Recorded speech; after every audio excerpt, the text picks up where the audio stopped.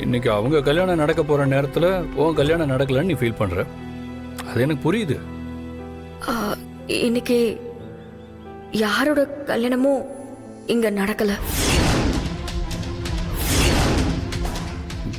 புரியல. கல்யாணம் நடக்கலையா? அப்புறம் எதுக்கு நம்ம இங்க வந்திருக்கோம்?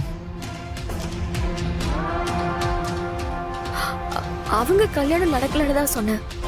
ஆனா கல்யாணமே நடக்காதுன்னு சொல்லலையா ஆதி? மித்ரா, சத்தியமா நீ என்ன சொல்றேன்னு எனக்கு புரியல. தலையும் புரியாம காலும் புரியாம ஏன் இப்படி கன்ஃபியூஸ் பண்ற மித்ரா? என்ன விஷயம்? நேரடியா சொல்லு. இன்னைக்கு இந்த ரெஜிஸ்டர் ஆஃபீஸ்ல உங்களுக்கும் எனக்கும் தான் கல்யாணம் நடக்க போகுது.